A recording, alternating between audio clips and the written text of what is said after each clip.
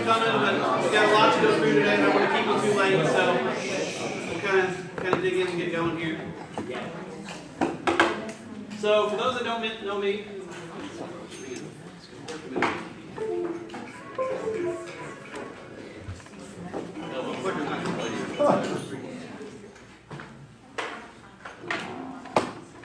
there we go. Those that don't know me, I'm Mickey Mellon. Co-run a little agency just off the square with these lovely ladies, most of whom are in the back there, and Brooke in the front, who's recording this for us. It's on Periscope now, for those of you that aren't here, but we'll have the video up later with the slides and stuff, so all that'll be available this afternoon or tomorrow or in the next day or so you'll have access to that stuff. Thank you. If you need more info about our group, a lot of you may have seen this already, allthingswordpress.com. What? I missed the first slide. Go back. Oh, sorry. You want that one? All right, hang on. She needs a picture here.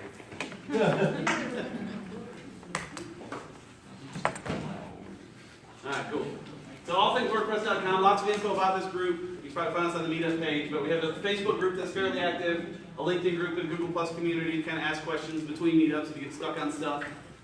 We have a Slack team that's growing. You can go to allthingswordpress.com/Slack to join. If you're not familiar with Slack, it's kind of a perpetual AOL chat room sort of thing. It's really quite neat. We use it a ton internally at Green Mellon, and I'm on a bunch of other different teams for different things. So it's another place you can hop on to ask questions and get news and that kind of stuff. A new thing I added to the site, to the All Things WordPress site in the last month, the top right, there's now a WordPress news section. So throughout the day, as I see interesting news stories, I publish them there.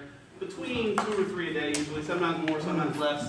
You can sign up here and get those sent to your inbox. So every morning you'll get an email with the WordPress-related stories that I thought were interesting that probably are relevant.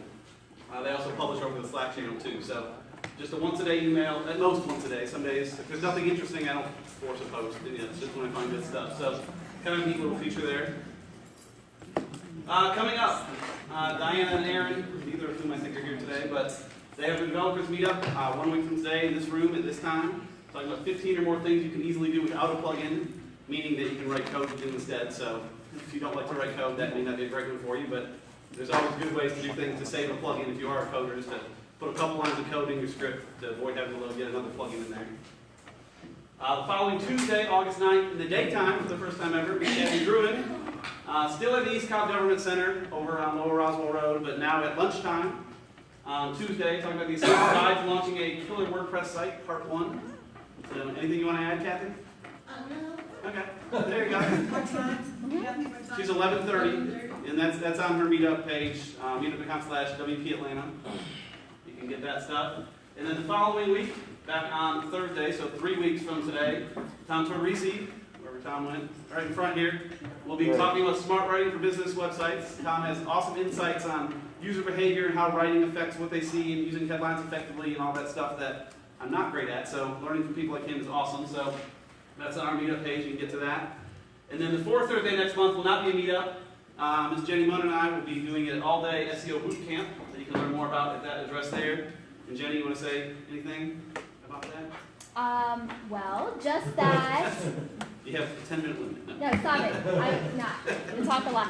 Just that this is an intermediate course for marketers who just need to make sure their skill set is up to date and understand what the competitive landscape is like and what activities they might need to do differently to make sure that they are getting those next level results.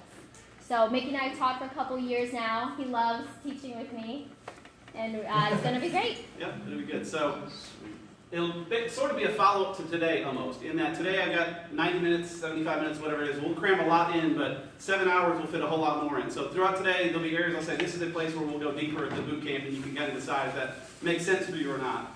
We'll be around afterward, too, if you want to talk. I know a number of you have questions about whether you're beyond the skills for that, or you don't have the skills for it, or if it'd be a good fit. So certainly come talk to us afterward, and we help you decide if it'd be worth your time or not. So with that said, let's dive in. One thing I'm going to do here, we did this a couple months ago. Hey, Mickey, Yeah. did you add a meetup a while back that had to do more with business? Yeah, that's usually this fourth Thursday. That's usually today. We kind of, different angles of business. Not as businessy today as in his website, but yeah. In theory, the third Thursday is all users, and the fourth Thursday is business. But again, this month is this, and the next month is that. We're a little messed up, but yeah. It's all part of that same All Things WordPress group. So as we go through today, if you have a question about something specifically that we're talking about, certainly raise your hand. Otherwise, I'll leave that little link at the top. We used this before. It's really pretty neat. Kind of a pain to type in, but you'll link to a page where you can ask questions and vote up other people's questions. At the end, we can start diving into all the stuff that's bubbled up throughout as time allows. So you can pull that up on your phone or laptop or whatever if you have questions there. But again, if you have a quick question about something we're talking about, certainly raise your hand and interrupt, and we'll straighten that out as we go. Then also related to today, for those of you who've heard us talk SEO before, there's certainly a lot of facts about SEO, we'll cover that. A lot of opinions in there too, so I'll try to differentiate where I think I have an opinion based on some rough facts and what are facts specifically and some of that. And some of these slides will be familiar, but there's some new stuff today, some stuff I've learned. Even a few things I've had wrong in the past, I want to correct to make sure we're all square on that, so we'll dig in. So to start, an overview of SEO, just some high-level general items that affect SEO. And again, some of my own personal angles in there to the extent needed. Why SEO matters is pretty easy. I don't think any of you have questions about that. People search Google 3.5 billion times a day. The amazing stat there is not that number, because I think that doesn't surprise any of us, but 15 to 20% of those searches are brand new things that have never been searched before.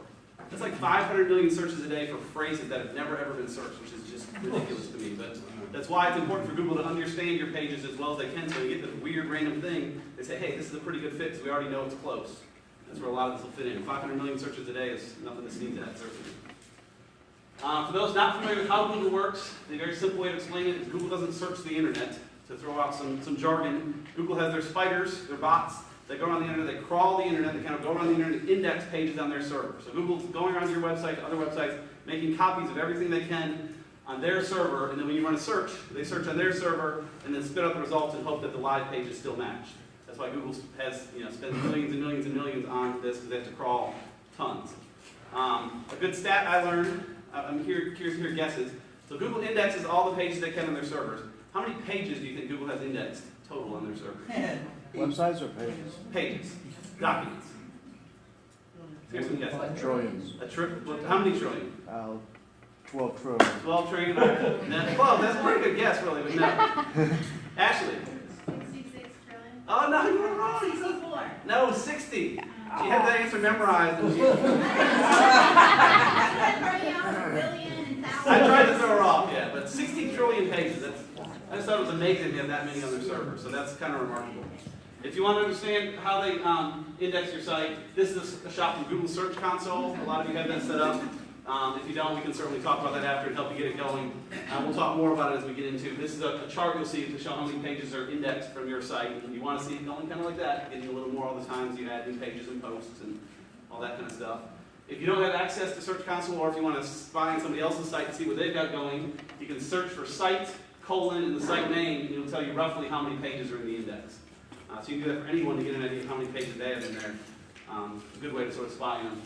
And this is also, all this indexing stuff is why single-page websites typically are a bad idea, because you essentially get one page in Google's index and one shot to rank well versus a couple thousand. To clarify that, even a couple weeks ago, John Mueller, Google's Webmaster Trends Analysis, sort of the new Matt Cutts for those of you that have followed Google for years, made it very clear. He said one URL is one piece of content. So your single-page site is one piece of content, one focus on a set of keywords and stuff. You can't say this homepage has 8 different sections. Google says, man, well, it's one thing. What's it going to rank for? So, again, in general, spreading your pages out a bit more is a good thing, SEO-wise. You have to decide maybe a single-page site is better for your users, which is certainly good, but SEO-wise, more pages, in general, more quality pages are better. Ranking well in Google, this should surprise no one either. This is the click-through rate by position on the page. And if you're ranked first, you get 32% of the clicks. Second picks up 14, and so that's almost half the searches right there. If you're ranked 7th or 8th, you'll get some traffic, especially for bigger words, but it falls off pretty quick. So no surprises there. We want to rank toward the top whenever we can. Inbound links are still huge. Google sort of put themselves on the map back in the day. You may have heard of PageRank. People say PageRank is dead, but it's really not totally. What put Google on the map in '98 that made them so much better than Lycos and AltaVista and all those was that they decided links were votes. If a bunch of people link to this one site and no one links to this other site, this site's probably better because there's some reason everyone's linking to it. And that same philosophy holds true today. I know Google's working hard on developing algorithms that don't count links at all, and all their tests they've done so far have been abysmal, just because it's so hard to judge how relatively popular a site or piece of content is without counting the links. Now, one piece I know a lot of you guys asked about, and I don't have great answers for, so I want to kind of open it up for a quick mini Q&A in the middle here, is how to get some good inbound links. It used to be you could do it, you could add a bunch of directories, and there were ways just to add links everywhere, and they would count pretty good, but Penguin and some of the other Google updates made that a lot more difficult, where that stuff gets you penalized and you get in trouble. We certainly work hard just generating good content. We get a lot of links back from that, and that's kind of our main way to do it, and really the main suggested way to do it. But any other thoughts on places that earn good backlinks? Yeah. Hey, Ricky, one of the comments I've read is if you have stats, statistics, that tie you into a credible source, then it drives tons of links. Okay. Cool, that would make sense. What else? Any other ways? Tom, what are your super ideas? I know you have lots of thoughts on backlinks. Backlinks? Yeah. Acquiring them or? Acquiring them, yeah. Write engaging blog content, set up social media profiles, although we had talked about them being no follows, but I don't care whether they're a follow or no follow. Yeah, we'll talk about no follow in a few minutes, but yeah, there's different kinds of links out there. Yeah, stuff. Yeah, April. Building relationships with people offline in similar industries is more likely to foster Yeah. high authority links. Yep, that could be, yeah, that's true in a number of ways, but one would be, yeah, I follow a lot of your blogs in here, and sometimes we'll write about some of that and link to it, and so you can build it that way, and others. Other thoughts? Or not? Yeah, Chris. So I'm in home services, so how about, and this is, a question, how about, sites like Kudzu or Home Advisor or Angie's List? Yeah, and those, we'll get into that later, because Those are it's local kind of related and kind of different, but yeah, that's more, yeah, local SEO and, yeah, local citations stuff there, that's, They do know. yeah, they do help a ton in a different kind of way, but they certainly help, and we'll get into that more later, yeah. We'll talk a good bit about that as we get further in, but you said, yeah, give them links from Yelp and Angie's List and, yeah. Can I super say pages. something? Yeah, You just want to grab links from like all sorts of sources. So, like Yelp, this is like a local citation, blog post. If you put a link in there, that's another type of link. I mean, nobody works for Google, but you know they probably look at like how many of each type of link you have into our algorithm. So you just want to diversify. You don't want to have like all local citations and nothing else. right, that's a good point, yeah. Yeah, diversification is key. Like he said, if you have tons of links from Yelp and stuff, but no other site has ever linked to you ever, there may be some kind of shady going on. Google looks for trends where you get a whole bunch of links one way, not another. So certainly be careful with that too. What would differentiate or determine if this is a citation link versus if it's a hyperlink? Because if it's just a URL that's on the home page. Well, citations are not usually links. Citations will be looking at your name and address and phone and stuff listed here, listed there, listed there. Again, we'll get into that a little bit later, but yeah. Jenny. I was just gonna say that, speaking, so like Tom's gonna speak here next month, he'll get a backlink to his website. So speaking is really good if you or anybody in your organization speaks. Yeah, that's a very good one. Or associations like Chamber of Commerce, or the Freelance Forum with Claudia. Yes, the Freelance Forum. I'm always like, the Freelance Forum, if you're a freelancer, is the best place. It's not that expensive, and you get a backlink with a profile. So anywhere your profile is online is a great place for a backlink.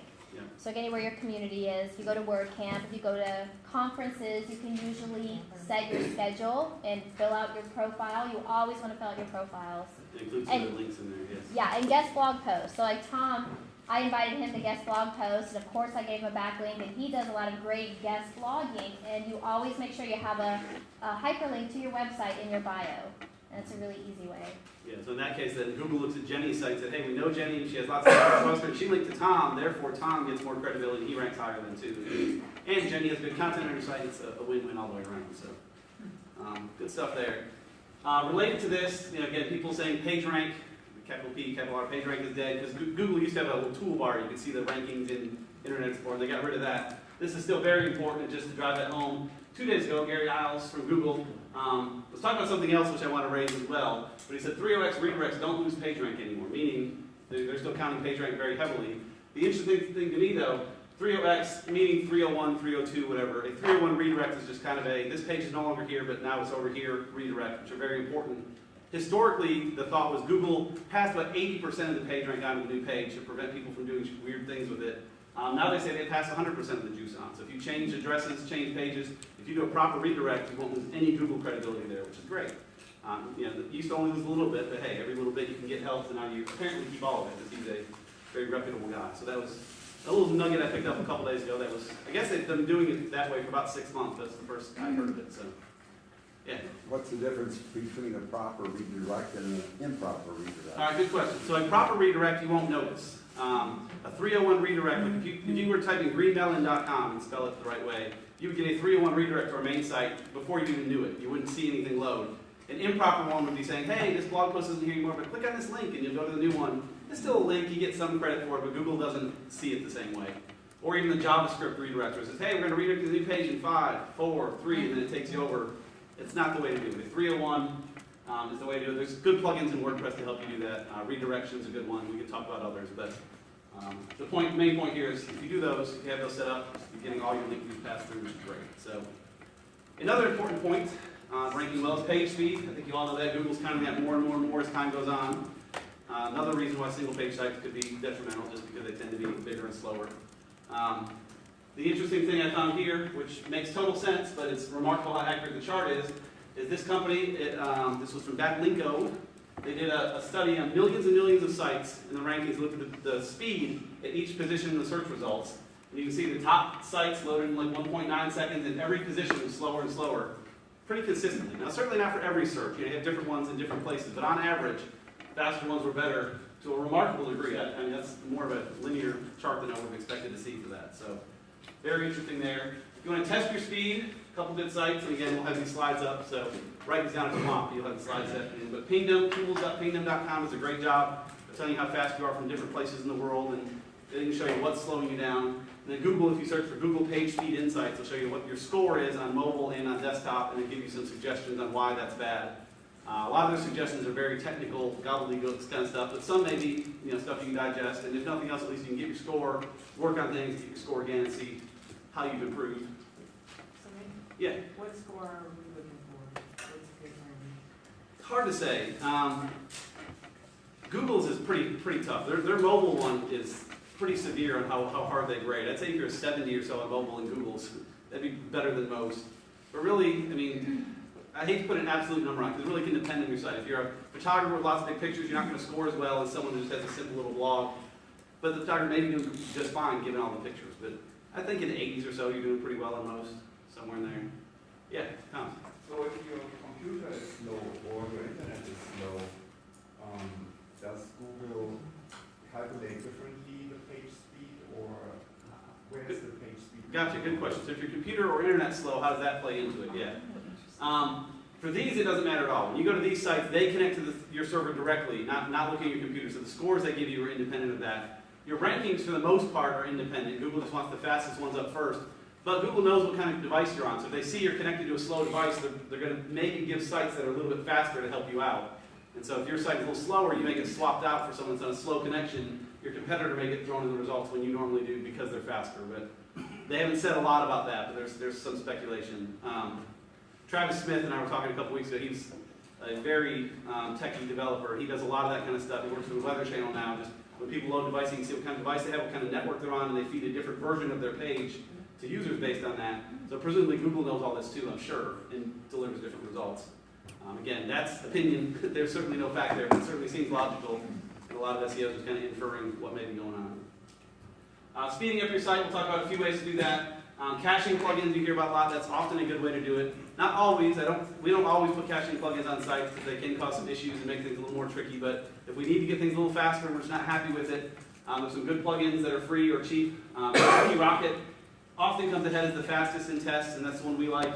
WP Super Cache is good, and there's probably a dozen others that people use and love to varying degrees. But again, I wouldn't necessarily run out and put a caching plugin on your site because it can be a little tricky, but if you really want to spend some time and get things loading faster, that can be a good way to do it. Another way to speed it up, optimizing images, making them fit exactly. My all-time favorite question is, what is the ideal DPI for the web, for images? What's the ideal? The ideal DPI for images on the web. 72 is often what you hear. And 72 is as good as anything. The answer is it doesn't matter at all.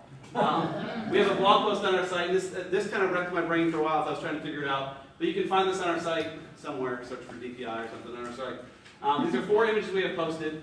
All 300 by 300 pixels. That one's 72 DPI, that was 300, that one's 1, and that was 10,000. And they're all the exact same size. Because all that matters is how many pixels are in the image. Right. DPI and inches and stuff are just for print and layout and that kind of stuff. When you get on the web, the main thing is getting it sized exactly pixel-wise. If you have a header that's looking for an image that's 670 by 320, build it in Photoshop at 670 by 320 and upload it. Because WordPress will often let you throw a huge one up there and you'll kind of cram it in to fit. And you'll watch, you see on sites where it's kind of loading in real slow. There's this ginormous image up there that doesn't fit properly. So spend your time, get them resized right, it'll make a big difference in a lot of cases. This, actually, I've been wrong about something here for a long time, so we'll correct that. When you add an image in WordPress, you get this little box. You can fill in some attributes in here. So a few things, we'll just kind of walk through this real quick on what goes in where. The URL, of course, is the address of the image you uploaded, so you need to name it properly before you upload. Name it picture of green grass and not, DMC 5280 or whatever. That'll help a little bit ranking well. Title's the one I was always wrong about. There's a title attribute you can put on images in HTML that when you hover over them, a little gray box pops up. I always assume that's what WordPress did here. It does not. This title's just for you in the back end. It's not used on the site anywhere. So I've been wrong about that for a long time, but there's that. Alt text is what it does. What's that? Alt text is what. Correct. Well, an alt text is behind it. The hover is a title attribute. Alt stays behind it and hidden. The caption, depending on what you use for your theme, may or may not show up on your site. So if the caption doesn't show up, then it doesn't count anything. Google's not seeing it magically behind the scenes. The alt text, yes. That one's very important. That's intended for user-impaired people, but Google looks at that a lot, and that should be describing your image accurately. Again, if you have a picture of green grass, the alt text should talk about green grass. You try to stuff keywords in, it's not going to do any good. Even if you rank well for it, you put Justin Bieber in it behind your picture of green grass, and somehow it ranks well for it. People are going to click through and just be mad anyhow. It's not what they were looking for. So, again, SEO is about getting people to your site, but you want to convert them when they get there too. So cheating your way into it isn't going to help you at all, other than So would you use something related to the site in the alt text, like? it should be related to the image. And the image is probably related to the site. Well, like, so you don't necessarily have to put the company's name in. I wouldn't, no. Okay. You could, I guess, but I typically just describe the image as accurately as Right. you can. Use some words, you can sometimes get some keywords in and stuff, but yeah, I wouldn't worry about that too much. And then the description is really just for your use again. This is so you can search for it later in the media library. If you have a bunch of images in there, it's nice to have a few descriptions so you can find it. Doesn't really show up on your site at all. Google doesn't see much of it, except for those silly attachment pages. That sometimes you add an image, they click, and it goes to an attachment page. The description will show there, but no one uses those unless they click wrong. But yeah, hang on. Renee? I was gonna say that only applies if you want to have a short blog post on your attachment page. Right, correct. Yeah, that could work for that. And for you, I can see that. For most of us, I yeah. always set it to none, so it doesn't, the attachment page never comes up. Yeah, typically when I add an image, you can choose further down and say where should it go if they click on the image. And I usually say either to the full-size one if it makes sense, or to nothing. An image, we're going to need these in a minute, but yeah. Or to nothing. A lot of times we have an image on our blog, just the WordPress logo or something. They don't need to click on it, so I just don't make it clickable to anything. But you still fill out these things. Gretchen? Can you make the URL relative here? I don't think you can. I don't think you can change that. Okay. I think WordPress may make it relative anyhow, somehow.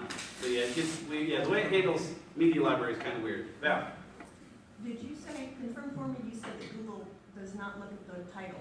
Not this though. They look at the title attribute in HTML, but this title does not generate that like I thought it did, so yes. Thank you. And this is where you hear alt tags sometimes. I'm a big stickler on don't say alt tags, because a tag is something different. It's an attribute. And the reason I'm big on that is because title is something that there's a title tag at the top of your page and a title attribute on pictures, so it's important to use the right words as you're talking about stuff. Does it matter if you put dashes in between the alt text title? I'd heard that matters to Google. In the alt text, I usually don't put dashes. No? I just put Okay. just spaces in there, yeah. In the name of your image, I would put dashes. I try to avoid spaces in the file name. Shouldn't really matter either way. Google's smart enough to see it, but typically the file name, I would put dashes just because spaces can look a little funny. It'll convert to %20 and all that. Or for the alt attribute, yeah, you can just put it, they'll put it in quotes and keep it clean for you. Renee? I was gonna say the question about the URL being relevant. You can make it relevant if you name your photo correctly before you upload it to WordPress, so that the URL has the name of what you did in a minute. Gotcha, right. So yeah, relevant and relative, we're looking at two different things here.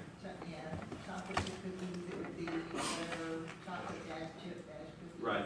Yeah, doing that is certainly important. You have to do that before you upload. I think you were talking about whether it's a shortened version of just linking directly to it, which I don't think you can change. But yeah, you can't change that either. So you should fix it before you upload. Val? Can you not change the URL once it's uploaded from the attachment screen and do the edit of the hyperlink?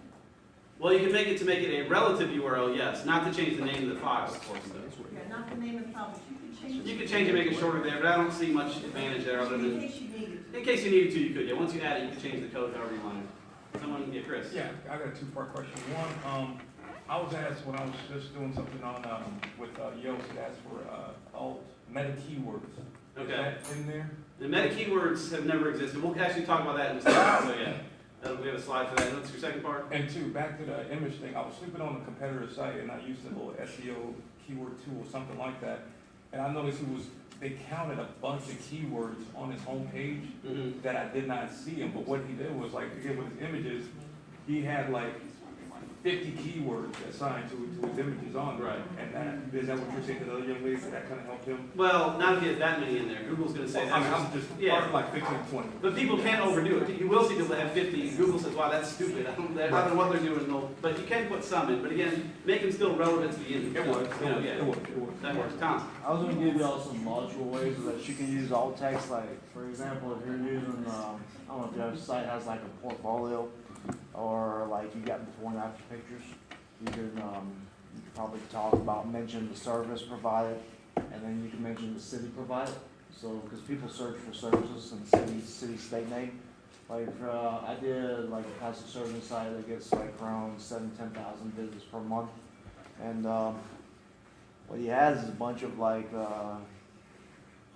before and after plastic surgery photos, and they were all performed at a center in Atlanta. So slapped on procedure name, before and after, city, state. I'm not spamming. It's where it happened, yeah. It's an accurate description.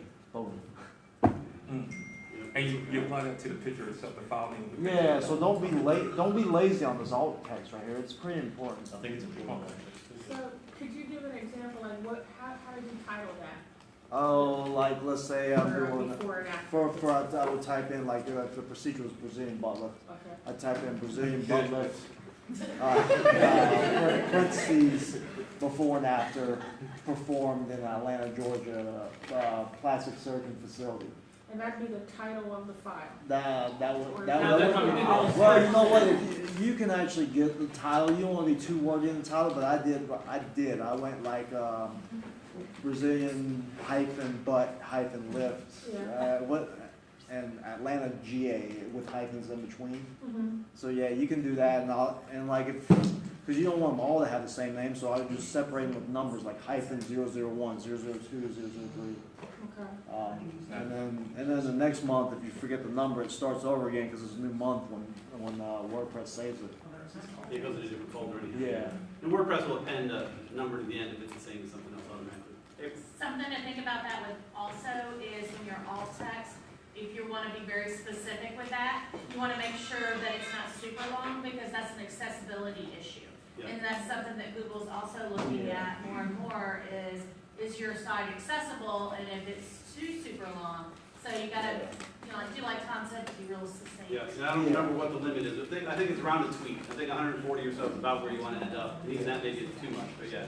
The idea of alt text, again, is for accessibility. That's its primary goal, to help vision impaired people. Secondarily, Google looks at it a lot for SEO, so certainly don't forget about that, because Google does play that in a lot. Yeah, so if you have a screen reader, it's going to read the text. Right. So like if you can't see it, it's going to say like Brazilian butt lift before and after, so it'll describe Right. exactly what it is. Right, exactly. Cool. Another thing that's important more and more, of course, be mobile friendly. We've talked about this a good bit. We've done whole meetups, I think, on it. All your sites, at least the ones you build today, should be fully mobile responsive at this point, I would hope. You can search for Google mobile friendly to get this little test, and Google will say, hey, hopefully you get a little green box saying mobile friendly, and if not, we'll say what the problems are, and you can address those. Very least, you should be mobile friendly. Taking it a step further, anyone familiar with AMP? Tell me what it means. No. Accelerated something pages? There we go, plus accelerated mobile pages. This is a new thing Google and hundreds of publishers are working together to do. We'll talk about some plugins to make it work. We have a quick video though, like a 2-minute video, kind of an overview of what AMP is. I thought it was kind of neat, so we'll look at that real quick. Hopefully it plays nice for us here. Those of us, when we first started playing on the web, the great thing was that you could surf. You go to a website, read something, find a link there, click, you're off to another site. It was the single greatest driver of innovation that we've ever seen. Thanks to smartphones. Everybody has internet in their pocket. But the mobile web is really at odds with what everybody does on the web, which is surf and browse, and that should all be fast and easy, and right now it just isn't. So this thing which should be a source of utter wonder is a source of frustration. Waiting. Not letting me scroll. Now it's loaded. People bounce. So if the page doesn't load within a couple seconds, they move on to the next page. That is the worst possible outcome for everyone involved. So Google, together with dozens of other publishers and technology companies, sat down to try to find a solution for this. And our solution was the AMP project. AMP is a fantastic industry collaborative approach to make a mobile web faster. You'll see the benefits of an AMP page when you first go to one. The first thing is instant speed. The next click is only sort of like one little scroll away. More people will see us, more people will see our ads, more people will be able to read our content. We love the ability to style our own pages. It's a great opportunity for us to really look like our brand, feel like our brand. With this sort of open philosophy that it's unfettered and unrestricted and you can do pretty much anything you'd like with it. Publishers can maintain control over their own destinies, control over their own products, control over their own business models. And the best way to do that with an engineering project is to make it an open source project. We feel like it's really important that there's not a gatekeeper between a publisher and them reaching their audience. The success of the AMP project is not going to be based on the leadership of one. It's going to be based on the leadership of many. You have a problem that is common to others, you work together to find a common solution. So it's like all of a sudden everybody jumping into doing stuff and then something comes out, which is great. Something that we've needed to do for a very long time as an industry. This is the spirit of the web at its best. Just give it a try. Show up with a GitHub page, read the documentation, see what it would mean for your pages. We shouldn't be fighting over what a hyperlink is anymore. It's time to figure out how to tell the best stories. You know, those of us involved with the AMP project are involved in many areas because we love the web. And we want the web to be as vibrant and healthy as all of us know it can be. We want it to be fast and furious and compelling. We want to make the web great again. It's really as simple as that. Can we make the web great again?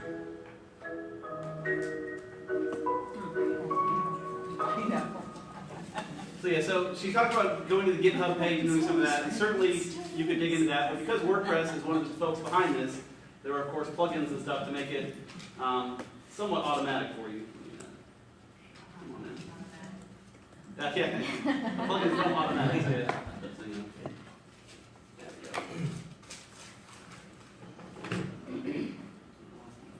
Hang on just a sec.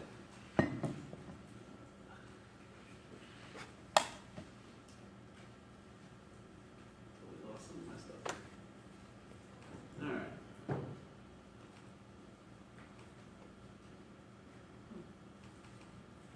So, digging into that, we'll talk about some plugins at the end. We have a variety of plugins we'll talk about. We'll talk about AMP-specific ones then. If you want to see some examples, you can go to our blog, go to any of our blog posts, and just pull up the address and put AMP at the end, and it'll redirect to the AMP page. But in short, they kind of look like this. We have a nice mobile-friendly blog, and everything works well on mobile devices. It fits great, but the AMP is stripped down far, far more. There's no pictures. You can have pictures in your post, but it strips out the headers, strips out the footers, strips out the sidebars, kind of cleans up, you know, takes away from your branding a good bit, just kind of makes it clean and fast and awesome. And in theory, it works pretty well. So, again, we'll dig into this more as we get in terms of specific tools and stuff to use. Really, the one catch, I think, with AMP at this point, and I'm sure all these big publishers we just saw in the video will address this, is that ads are a lot more tricky, because ads are what jank up all the mobile pages you visit. And so AMP largely strips those out. So it becomes, for most of us, it's not an issue. We want more people reading our stuff, however they can read it, so great. If you live on ad revenue, maybe hold off a little bit. You can certainly put ads in your post, but if you're used to people on the mobile sites seeing your header ad and your footer ads and all that's gone. So it becomes a little more complicated. But again, we'll dig into specifics on that in a little bit when we get into plugins. So we're still kind of in the overview section, so we're going to move on with that. Really, a big thing, just kind of a statement, I've heard Jenny talk about this a lot, and we'll hit this a lot at the boot camp, but SEO is not about ranking for your own name. It's about ranking for the keywords people are typing in to find you that they don't know they're trying to find you. You know, it's great. If you search for green melon media, we come up first. That's great, but I hope that would be the case. Where you want to come up, you search for web designer and Marietta, or all the stuff that Tom tends to dominate. You You want to come up good for, when people are looking for your service, they don't know who they want, and you come up there. And that's kind of what the goal of SEO is. So people often say, I don't need SEO, I'm ranked first. You know, you search my name, I'm first, and I hope you are in most cases, but we want to look at those other keywords and stuff. Another piece that's important that gets confused, and again, there's more opinion than fact here, but Google certainly has said a lot about this. But social media does not really directly impact your SEO. If you have tons of tweets and likes on Facebook and stuff, it's not going to affect your site much at all. First, most everything's no follow, which we'll talk about what that means in a minute, which can hurt. But you can get secondary benefits out of it. A good example would be, I showed you earlier on the All Things WordPress, I have the whole WordPress news section I've started. A lot of that I find on Twitter. So someone tweets about something, I find it, and I've shared it on the blog, and they get a link from our blog. So they're getting SEO benefits out of it, not directly because of Twitter, but kind of a secondary benefit from it. So I don't want to shortchange social media at all. It's certainly very important. Get lots of direct traffic from it and buyers and all that. Nothing wrong there. But in and of itself, it's not going to affect your rankings too much. The other catch, though, that it can help you with is the posts themselves may rank well and drive people to your site. So a good example is if you search for my name, or probably most of your names, most of the top results are me, things that I directly control. One, this is good just for your own personal PR kind of stuff. I need to change jobs or change something about me. I can go and directly control most of the top search results and not hope that that bad news story goes away or whatever. But also a lot of these individual tweets and Facebook posts and stuff could rank on their own, and people then see that tweet in the search results and then hopefully click through to the site. So social certainly can give you other benefits, but the one people are confused about a lot is thinking it'll directly help you rank better when it typically won't. So going sort of from that, we'll dig in a few SEO myths. We've already sort of touched on a few of them with the questions, but just other things that I've heard lately and you hear over time just to make sure we're all on the same page. One I've heard a lot lately is people saying they want to put some SEO on their site. I want to put some SEO on my site. Can you install SEO for me? And I think most of you realize that's not the case. So many different aspects to it. We'll hit a lot of them today, hit more of them next month at the boot camp. But there's all the content you need to deal with, the technical side of things that we talk about a lot in here, the external, the backlinks, the trust, social media, local SEO, which we'll hit later. A lot of things you want to do. You can't just say, hey, I'm going to put SEO on my site today and see what happens. It's an ongoing, never-ending process that you need to work on. No follow, I have the myth section. It's not a myth more than just a misunderstanding. And what it is, kind of going back to the start of Google, we've talked about how links are votes. The more links you get, count for your site. So people said, hey, if I go comment a bunch on blogs and stuff, they'll give me links to my site and I'll rank better. And so WordPress, Google started, but WordPress was one of the early ones there, said, hey, if people comment on a blog, let's put this little tag on it that says no follow, which means it looks like a link, it clicks like a link, but Google completely ignores it. So that way, which I don't understand why people spam blogs still so much because they're all no follow, but in theory that helps stop some of that. You also need no follow for promoted posts. If you're paid to write a blog post for a product, you're supposed to no follow your links to the people you're promoting, because otherwise they're basically buying a link from you, which Google does not like either. So for those that write any promoted posts, you should be no following links out to those folks. Where it gets confusing, I guess, is how it works today, because they kind of changed the way it flows a couple times. So back in 2005, assume your website was this valuable based on all the links coming in. You had this bucket of link juice, as it were. And you had 3 links on your site. Each one would get an equal amount of that going out. Equal amount of value, equal amount of, hey, this site is good in the eyes of Google, 33% each. You can say, okay, great, I'm going to no-follow this link. So now all that bucket's split between these two. It's 50-50. They each get half of it, which makes sense. The problem was people, myself included, started a thing called PageRank sculpting, where I was working in a church at the time and said, I don't care if our contact page ranks and this page. So I no-follow those to force more juice out of the juicy pages. And Google said, that's cute and all, but that's not what we meant here. Don't do that anymore. So they changed it and said, okay, you can no-follow it. Whatever juice was going there is now just going to get absorbed into the ether and you lose it. So basically, there's no reason to no-follow anymore. This is why I tell folks, if you're going to link to someone in your blog, if they're reputable, send them a link. No-following is not going to help you hold on to your juice anymore like it used to be. And you're helping them out. If you're going to give them a link, just go ahead and give them a link. Make it follow, give them the credit to Google, make it all work. So it's a little confusing, but at the end of the day, it's basically link out freely, help people out. Unless it's a sponsored post, then you got to kind of follow the rules there.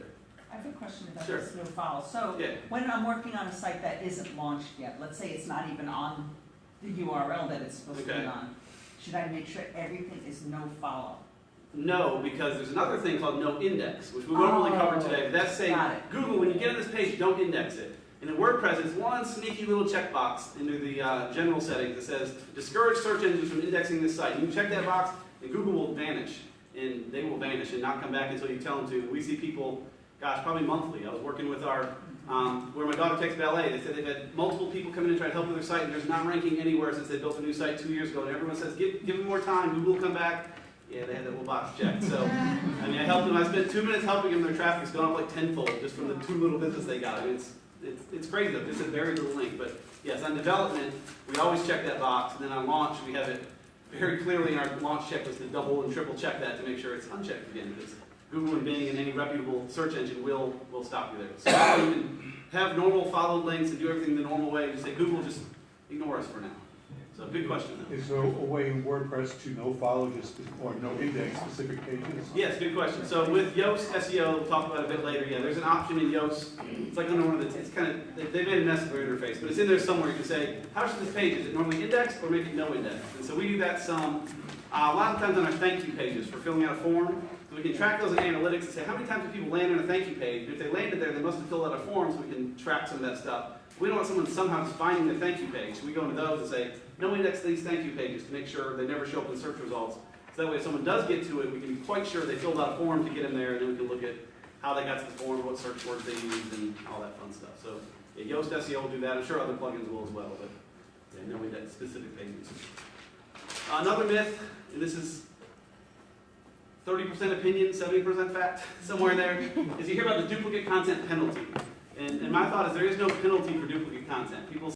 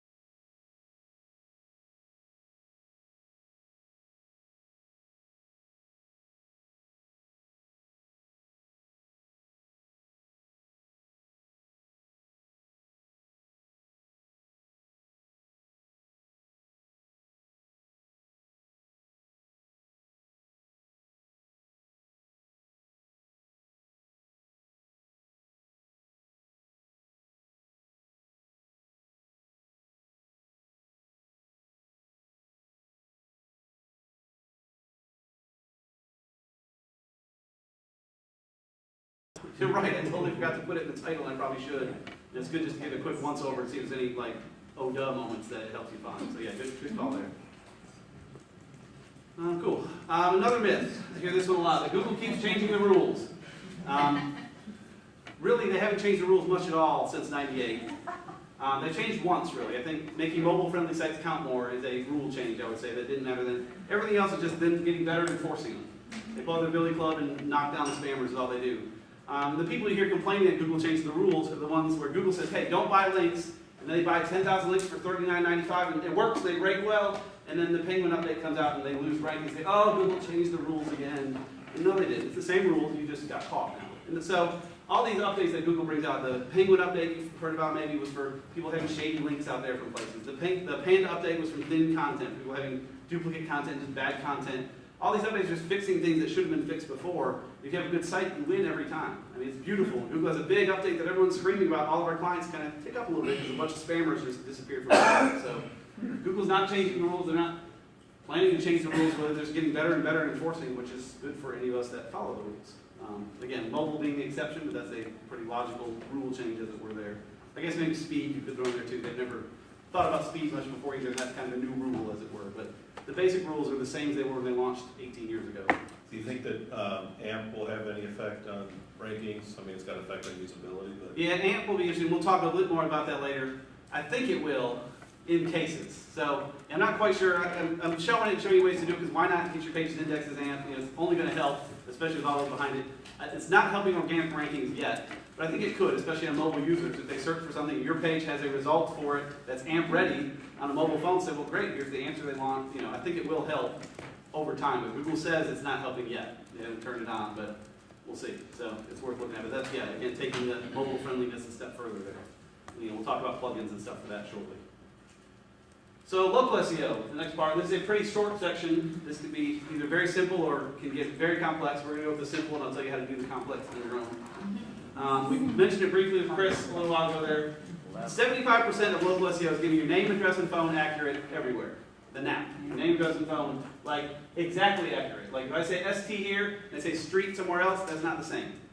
We know they're the same, but they're not the same. If I say pound 285 here and suites 285 somewhere else, well, we know they're the same, but they're not the same. Figure out exactly how you want your stuff to read. Your name, address, and phone. Is it green space melon? Is it green with a capital M? Like, get it exactly the same, and then get it accurate on Google, on Facebook, on Foursquare, on Yelp, on Super Pages, on as many places as you can. And again, this is where the citations come in. These aren't necessarily links to your site, although most of them will give you a link. But it's the citations. Google says, they're good there, they're good there. We really know who these people are. This is definitely the right company, so therefore, when someone searches for a local result there, this only applies to local stuff, you'll rank better. It's not just local searches, but any search that may have local intent. Like if I search for auto parts, Google will probably assume you probably want someone local, so they'll sort of insert Marietta behind the scenes, kind of give you a local map for that. So even if people don't search for Marietta or Kennesaw or whatever, if Google thinks they might, this still comes into play. So if you have a storefront, certainly this is easy. Even if you don't, there's ways to do it to some degree. You can set up your home address. You can, like in Google, you can set up your home address and hide your home address. So Google will know what it is behind the scenes and trust you a little more, but not show it off to everyone that searches. There's some ways around it. If you have a storefront, it's much, much easier. Yeah. Confirm for me, because I know social media only affects, it doesn't directly affect this SEO. But if you're doing the exact name, address, and phone number for a company, that you should probably have the exact same info for your social media. Yes, yeah. So some of it is, Facebook, your Facebook page has a place for the address and the name, and it should all match up there too. And so that's where, the next page here I'll show you Moz Local. We'll talk about Moz more later. They're a good SEO company, have lots of great pay tools that are happy to take your money for. But Moz Local is a good one. It's, I think, $84 a year per location. So if you have multiple locations, there's an expense there. But they'll walk you through and say, hey, based on your thing, you're at 73%. If you pay us, we'll help you get to 97. And they'll go through and show you, here's the ones that are complete, here's the ones that are missing, here's the ones that are inconsistent, here's some duplicates. And they'll do some of it for you, but a lot of it is, hey, your Facebook page is messed up. Go figure out how to log in and change it. Your Google Plus page is messed up, But they'll keep an eye on things for you. You can see over time, just having a database where they'll search and tell you the results.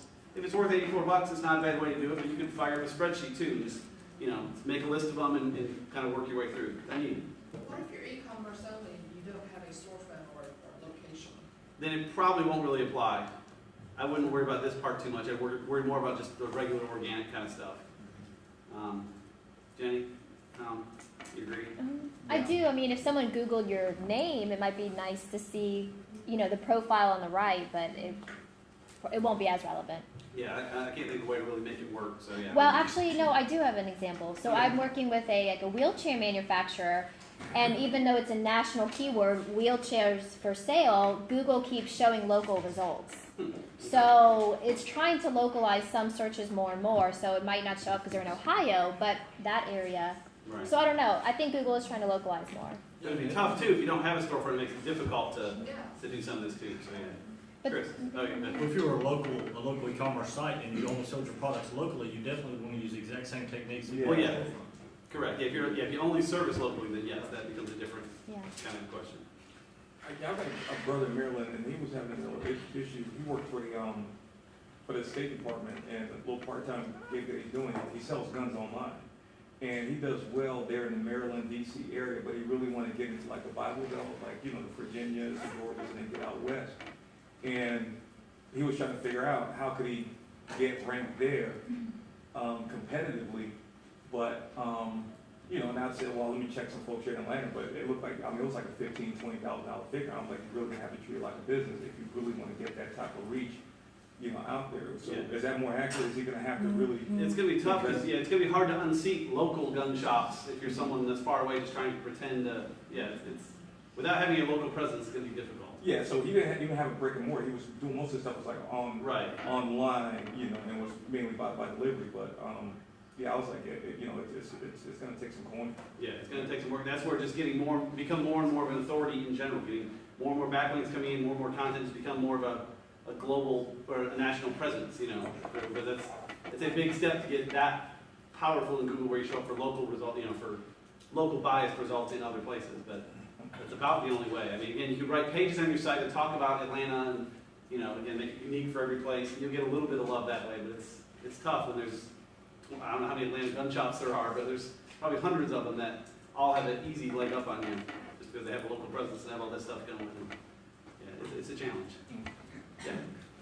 From your experience, which service do you feel like delivers the best results as far as getting local citations out there? Moz Local, I know you've got Yext, and there's like a bunch of them really that try to do similar things. What's your opinion on that? You hit the big two there, Yext and Moz, I'd say are probably the top two, and I like Moz better just because I haven't really studied them head to head, but it does pretty well for me. We've seen great results from it and these other tools, so I like them well. But Yext, I think, does a pretty good job too. But anyone have personal experience with Yext? Yeah, I can speak on behalf of Yext. Okay. And so can Lori as well. We both offer it like on a monthly or yearly basis because we're like distributors. But like you make a change to your dashboard and like within like seconds it updates, and so it gives you like, you don't get a paid listing with it, but it gives you somewhere between like a free listing and a paid listing. Like you're allowed to put videos, photos on there, and I think you're able to talk about the photos. So if you update just that one listing where you get your name, get that corrected, get your photos on there, videos, description, you're able to go in there and edit that at will. Yeah, anytime you want. And then it updates on those. The only drawback about Yext is that other than price. no, well, you gotta spend money, but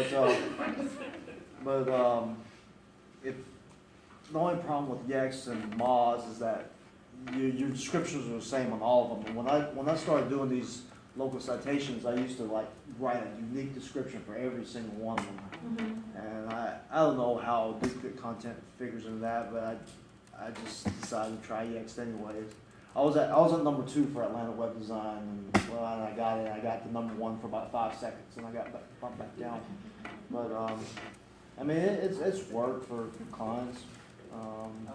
What's good is it updates them across the board Yeah. consistently. And then the other drawback is that, like, let's say if you use Yext and you decide not to use them anymore, they'll either like give you a blank listing with just the address, or it'll revert back to what it was. Because I did a little experiment with like my Yelp page. I had like a unique description on the Yelp page that was different from the rest, and I decided to tell Yex not to synchronize it with everything else.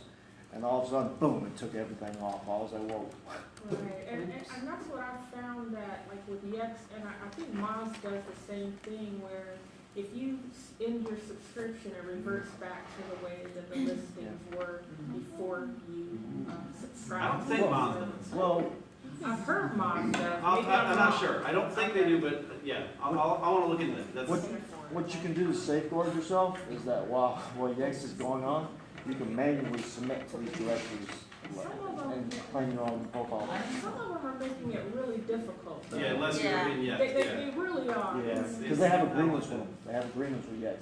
Yex pays them. I just consider it part of my maintenance for my business, so I just pay it. So I use Yex now, and it does make it really easy. It's 60 plus directories it pushes it out to. It just keeps it all in sync.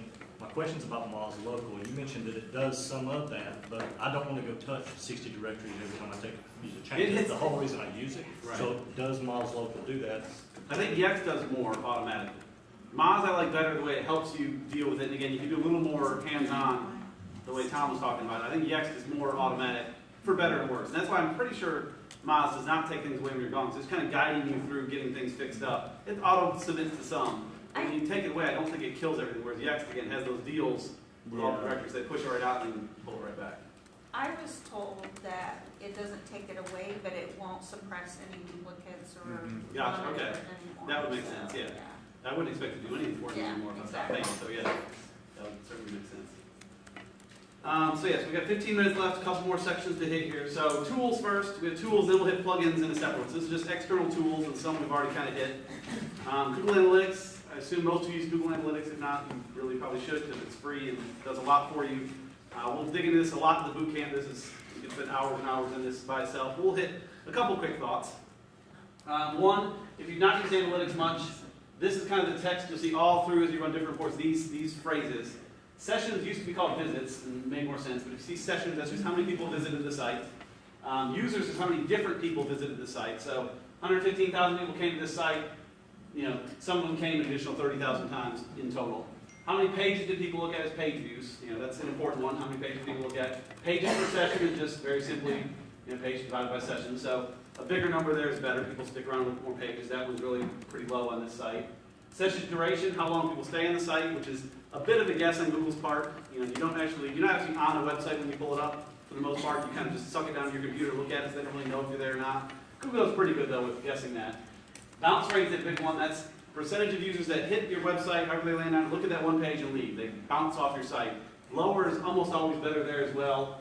50 to 60% is maybe normal. So if you see a 50% bounce rate, it sounds, half the people are leaving, but it's really not that bad compared to most folks. Will bounce be considered like if they go to one page and they go immediately leave, or like they read on it for like 5 minutes and then leave? Right, correct. That's why it's not always bad. I think if they read it for 5 minutes and then leave, it's still a bounce. It's still they looked at one page and bounce. So it could be a victory still. They looked at your content, maybe they shared it on Facebook. They only looked at one page and bounced. So it looks bad in the stats, but it's not bad. Or if they say, how do I find Greenmail Media? They land on our contact page, they get the answer they want, and they leave like, it's a bounce, but hey, they got exactly what they needed and it worked. Renee? And bounce rates can apply to different niches too, because like food blog is always going to have an extremely high bounce rate because people are just searching for recipes and go there and bounce back and everything. But more informational websites and stuff like that, software or technology or things like that, they'll bounce around and listen to things. Right, yeah. So the type of site again makes a big difference in what a good bounce rate is. But yeah, good point. Yes. If they come up to the home page and they immediately click on a link to go to one of our other pages, that's a bounce then? No, that's browsing through the site. Yeah, that's fine. As long as they're now they looked at 2 pages that session. Yeah, they're moving on through. So that's what you want. So absolutely. And then percent of new sessions is just percent of users that were new sessions. And then just a super quick overview of analytics. Really just the 3 basic areas I like to look at. There's hundreds and hundreds of pages to look at here and again. The boot camp will dig into more of that, but. Really, just these 3 I like to look at. Audience is who's on your site, where do they live, what kind of computer do they have, they have a mobile device, you can see all kinds of creepy stuff about them. Acquisition is how did they get there, you can dig in there and see if they came from social media, from certain referring sites, from a blog post elsewhere, all that kind of stuff. And then behavior is what are they doing once they're on the site. And that's where you can see what pages get looked at the most. I like to look at landing pages to see where people land on your site. If you look at that, you'll be shocked. Your homepage is probably first, but it's probably 20 or 30%, meaning 70 or 80% of your traffic is landing on your internal pages.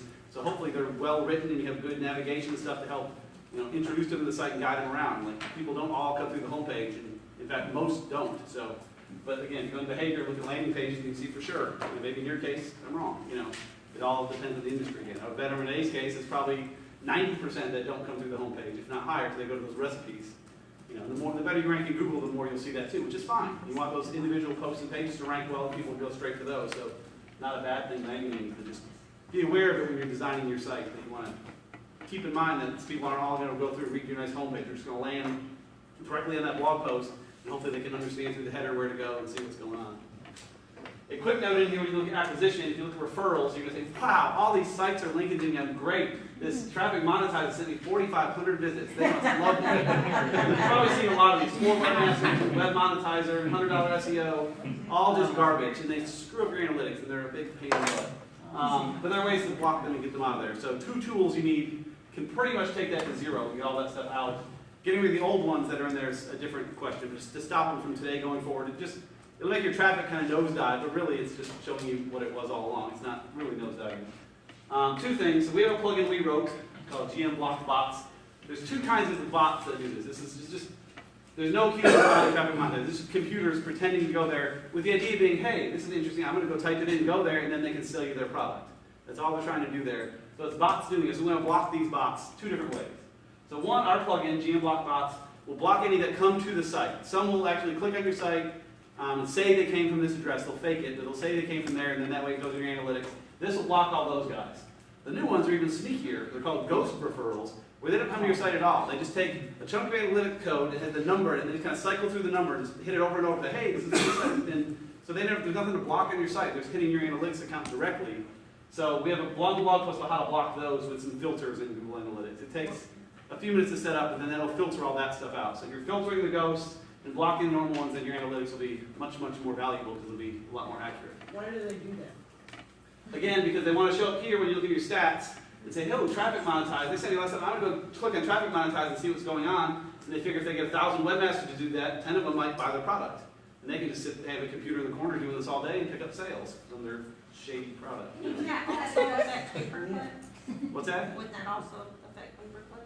No, because you got to be careful with pay-per-click, and the post about that almost looks like a ghost referral. You got to be careful with the filters there. We get into that in the video. If you have pay-per-click, you got to be careful. This just looks for specific ones. We update this every couple weeks, saying, here's 4 more we add to the list. So those are not a problem there. This, yes, be careful when you do it. The video will show you how you do that. But basically, say only count them if they're actually looking for actual site, or if they came from pay-per-click or from Google Translate. A few other anything else, fake. You're just dump them. Yeah. I had an incident where one of my clients, the hosting company said that they exceeded the amount of, they didn't use the word traffic to the site, but I think that's what it was inferring, and it's like, what are you talking about? They sell like, organic, it just definitely would not get that much traffic. Do those bots have something to do with what happened to them? Yeah, you'll say, because on this site, I'll look and say, wow, I had 10,000 visitors this month. And I can show you the analytics to show you I had 10,000 visitors. Even we had to temporarily only allow certain visitors. There was a way where they had to, we was visiting it until it stopped happening. Gotcha. Or they were saying, well, then buy more, a bigger package. It's like, oh no. Yeah, some people may like this because, hey, it looks like I'm getting so much more traffic, but it's not. So you really have, that could actually really mess you up, where your host could kind of knock you. Well, your host would knock you down because they're looking at it from the server level. You wouldn't see it down there. They wouldn't see most of those, especially the ghosts. It's just for you. It's really just a pain for you. You say, how's my site doing? What can I improve? And it just screws up all your bounce rate's super high and things are just a mess. And it's all because of that. So it just makes it easier for you to gauge accurate traffic.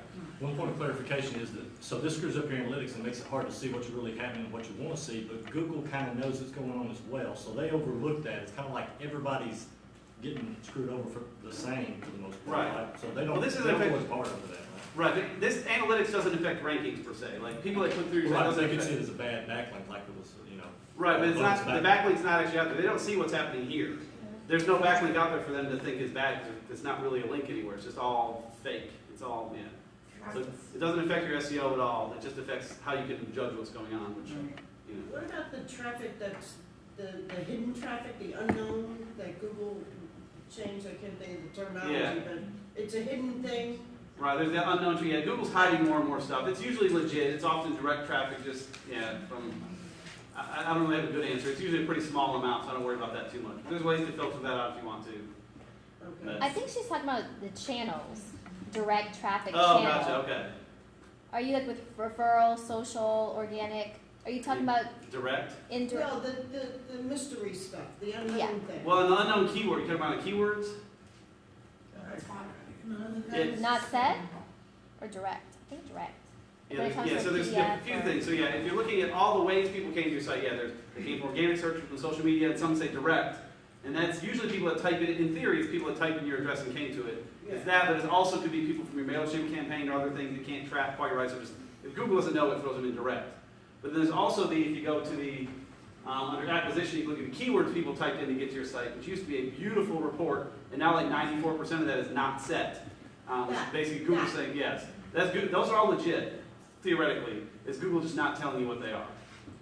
For security things like reasons. coming from Facebook or Twitter, those Those show up under the you have to social. set it up that way, or Google tells you that? It should tell you automatically. It has a section for social. You click on social and it'll say Facebook and Twitter and LinkedIn. And, You don't need a pixel or some other. No, you can do more with other tracking, but it's all built in. Okay. Natively.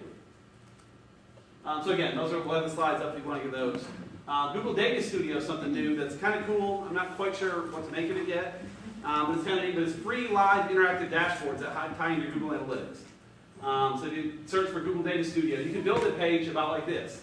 And really, I'm finding it's more for the alleys of the world than it is for me. It really takes more of a design mindset than an analytical one, simply because it's a blank canvas. You can drag things in and resize them. And I started making one, and it was very informative. It was ugly. It didn't look like this at all. I didn't take my own screenshot.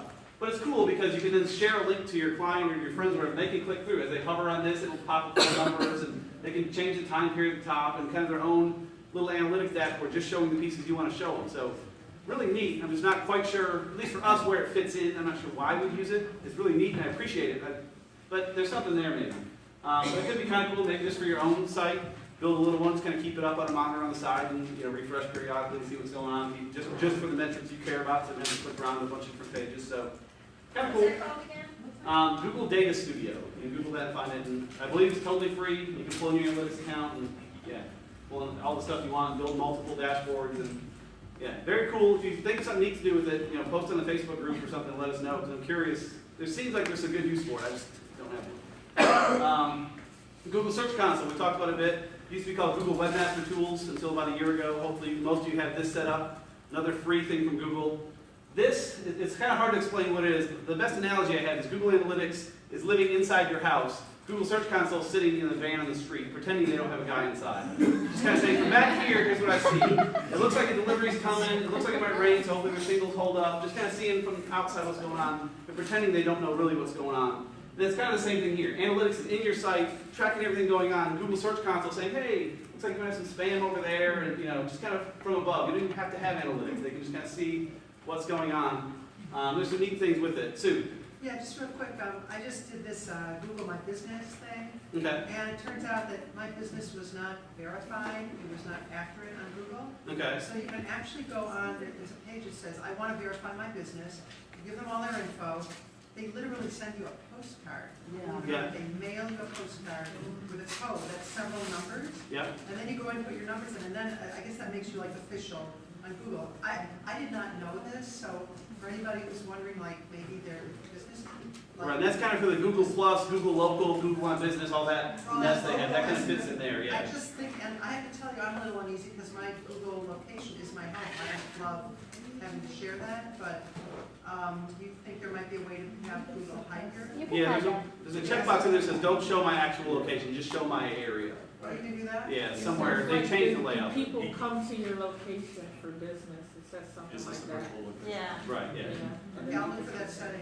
Yeah, they renamed it, but it's in there somewhere. This, you do have to verify who you are with this, but it's not the postcard and stuff. It's kind of like when you go, they'll say, hey, 8 ways to verify. You put the little code snippet on your site, do some things to prove it's you, and you get all kinds of good stuff in there. So This is kind of a quick look at the dashboard you get. Again, like analytics, there's a lot of stuff in there. Adding a Google sitemap is good. Again, just saying, hey Google, here's all the pages on my site. Please index them, please, please, please, just so they know.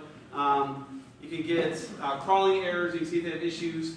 Jenny's favorite thing, I'm guessing, is probably the search analytics. You can go in there and see, again, not necessarily who's on your site, but hey, you've shown up in the search results 1,000 times for this keyword, and they clicked on you 50 times for this keyword, and it's going up and down and sideways, and you look at all that. I'm sure that's a great place to look. It's My magical. favorite, it's what? It's magical. It is magical. It is awesome. And that does help overcome the not set in Google Analytics, where this is not as accurate, but at least gives you more data to play with. So if you look at that and look at this and spend some time in Excel, you can pull out some Excel, right? That's our favorite. My favorite is the messages, though. That's what I think is the most important part, and why I tell people to do this. It should be pretty quiet, but that's where Google sees a problem and say, oh, that site looks like it's infected. I'm going to post it here so they know about it. If you're not here to look at it, you will never know until you go to your site one day and get the big red splash screen. You know, you need to know first what's going on. These messages can be awesome. They'll say, hey, we see some issues with the way your site renders. Hey, we see some spam. Hey, we suddenly can't access 4,000 of your pages. What happened? You'll get the message as soon as Google knows about it, and you can then take action on what's going on.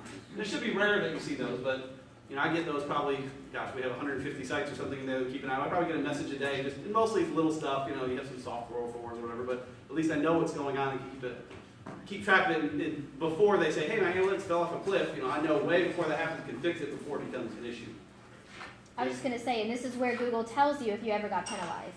Yes, if you have penalties, you can go in here and say, hey, I fixed the problem, please unpenalize me. If you get hacked and Google has a big red screen saying you've been hacked, once you fix the problem, you go in here and say, hey, Google, I fixed it. You explain what you did within a day or so, it'll take the big red screen down. And this is your only real communication with Google. It's not really with humans, but hey, it works. This is the Google Search Console? It's a search console, yes. So that's good. You can tie it to analytics and you'll talk to each other a little bit, but for the most part, it's really two separate pieces. Another piece in here that's new under search appearance is accelerated mobile page, the AMP, for that video we watched.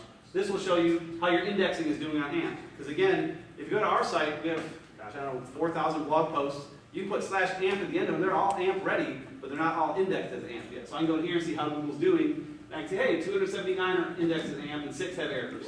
So that's I'm not that worried about AMP. I don't let the 6 errors go for now. When we first did it, we had 20 errors and none indexed. I had to figure out what was going on. I'll show you some of that.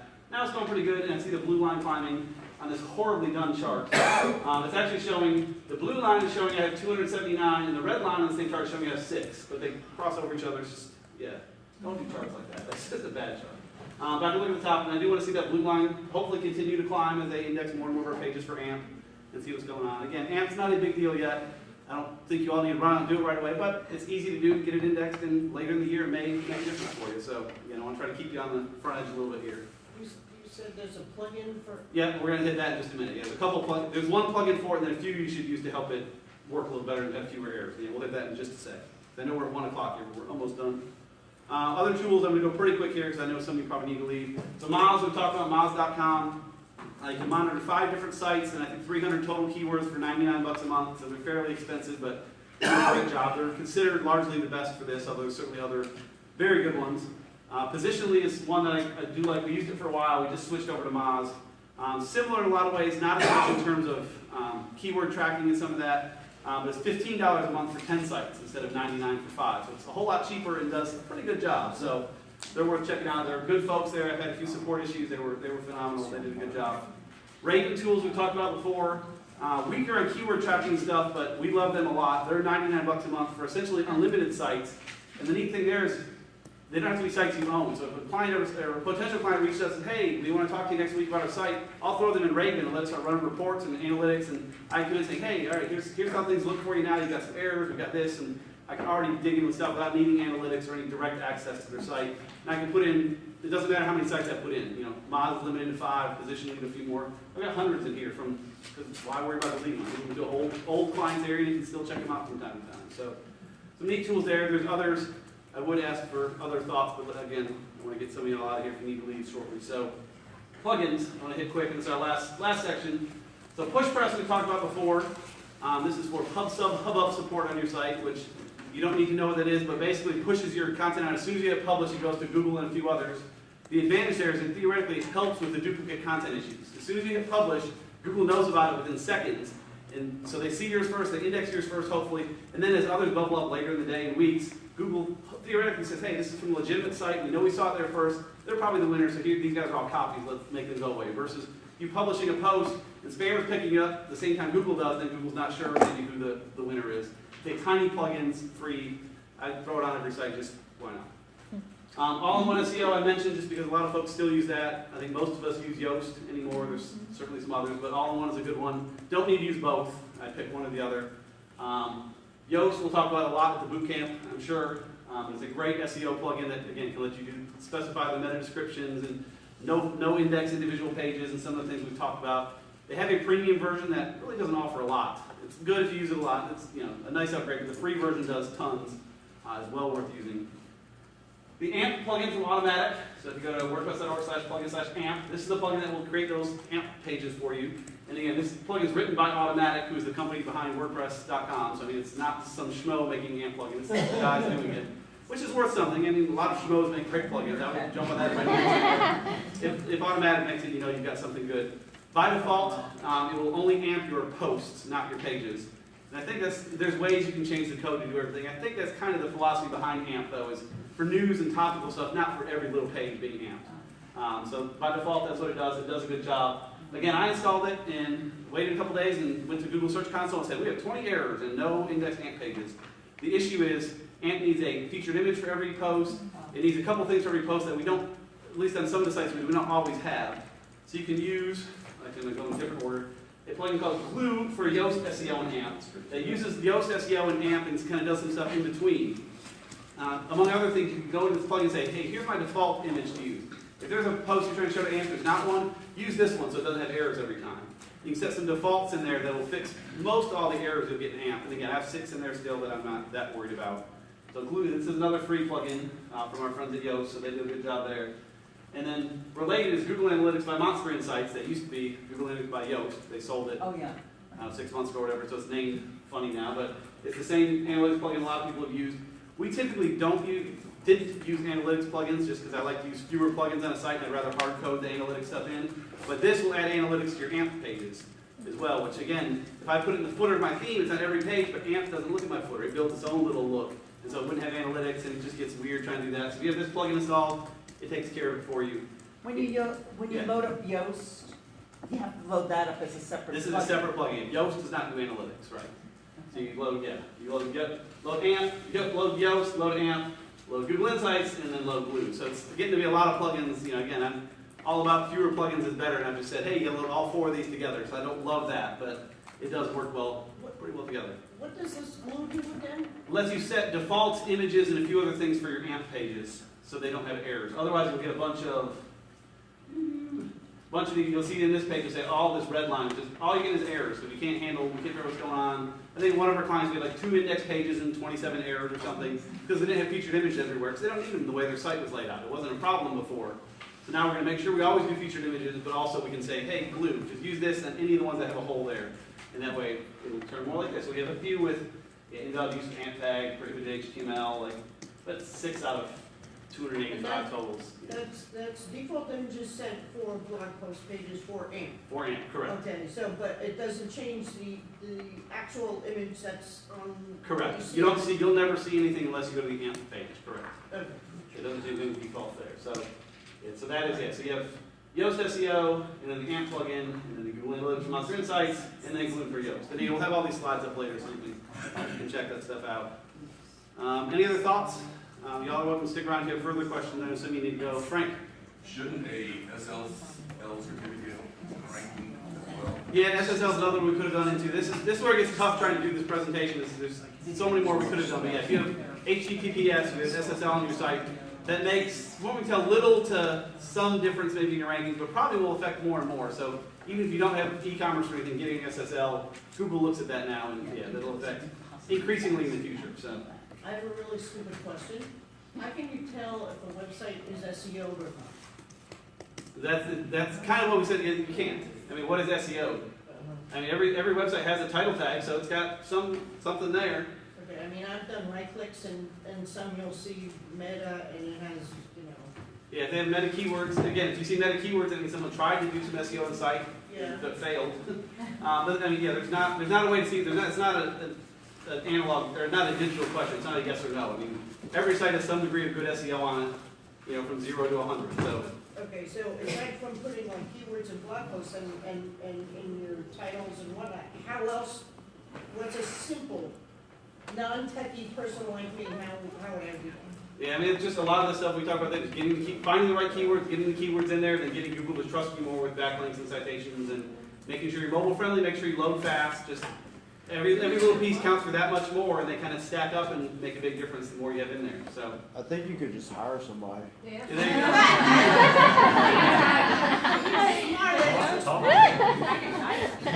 Yeah, if you have,